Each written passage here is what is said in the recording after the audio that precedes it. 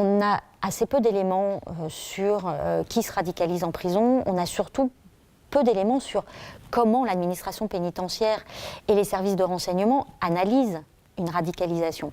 Pendant longtemps, alors, l'administration dira non mais on ne fait plus comme ça, mais pendant longtemps, un homme qui refusait de serrer la main d'une femme ou qui refusait de dire bonjour à une surveillante femme, qui rendait sa télé et se laissait pousser la barbe, était considéré comme quelqu'un qui se radicalisait. On nous a dit que ça n'était plus comme ça, qu'il maintenant il y avait d'autres grilles, mais on n'a pas d'éléments. L'administration évoque à peu près 1500 personnes qui seraient suspectées d'être radicalisées. Enfin voilà, donc ce sont des chiffres qui nous sont communiqués sans qu'on ait véritablement la possibilité de les mettre en doute et surtout de savoir sur quelle base l'administration a pu les évaluer.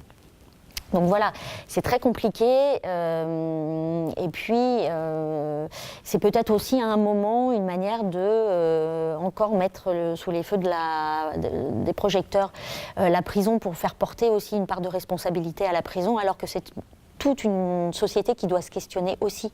Il ne faut pas oublier non plus qu'on est face à des très jeunes hommes souvent en prison. Hein. C'est un peu le profil aussi de très jeunes hommes qui peuvent être à un moment se retrouver dans des situations de vulnérabilité et de faiblesse. Certains de mes clients un peu plus âgés me disent, et qui connaissent un peu la prison depuis un certain temps, me disent mais il y en a en fait...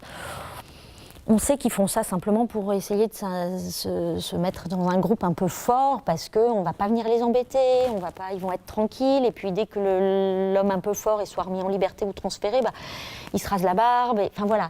Donc après c'est aussi des questionnements sur la vie en détention, et on revient après aussi sur le monde violent qu'est la prison et le moyen à un moment de se protéger. Donc voilà, je crois que c'est vraiment beaucoup plus complexe que simplement de dire que c'est l'incubateur de la radicalisation en France.